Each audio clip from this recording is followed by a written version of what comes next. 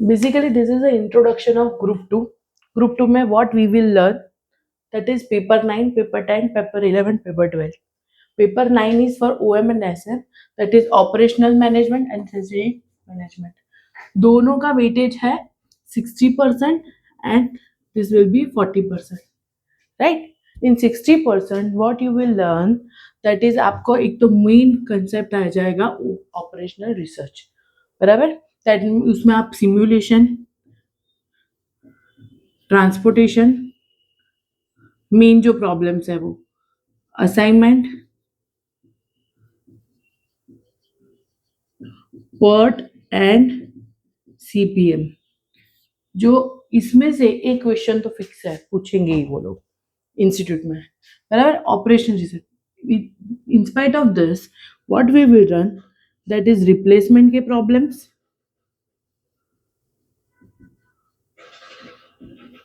Then आपका होगा demand forecasting,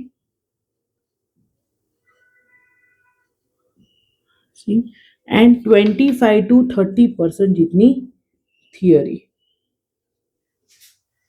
strategic management पूरा सब्जेक्ट थियोरी है, राइट?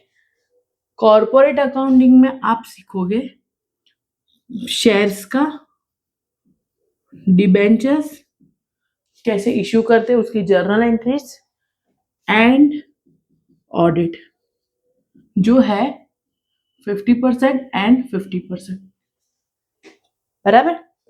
फाइनेंशियल मैनेजमेंट में what you will learn, basic of financial management, उसमें रेशियो एनालिसिस आएगा, fund flow, cash flow, then cost of capital, working capital, then capital budgeting.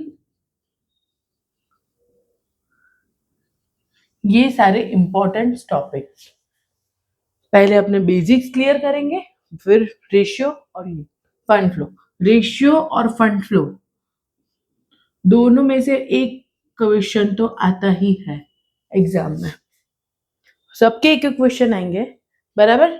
ऐसा नहीं है. यहाँ पे आपका वेटेज हो जाएगा बिजनेस डेटा एनालिटिक्स, पूरा थियरी हो जाएगा,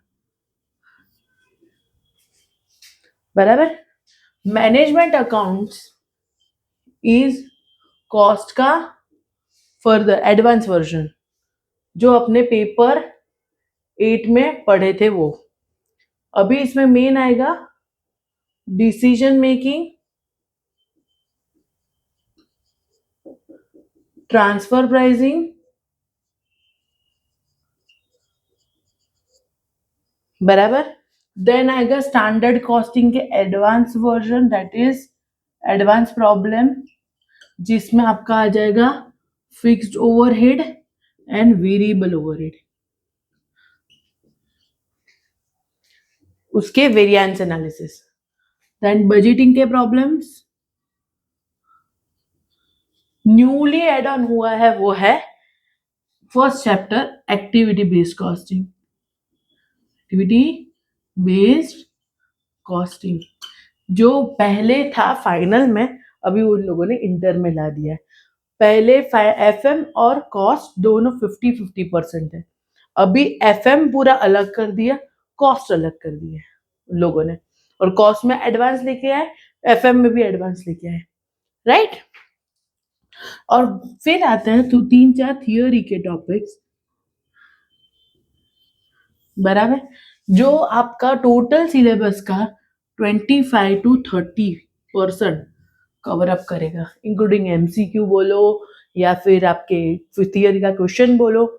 तो ऐसा नहीं है कि प्रैक्टिकल सब्जेक्ट में अपने को थियोरी नहीं करनी है, थियोरी भी करनी है, क्योंकि अगर इन केस आपका एकदम टफ क्वेश्चन आ जाता है तो theory will be beneficial to you, तो आप सर्वाइव कर लाओगे पेपर में, बराबर?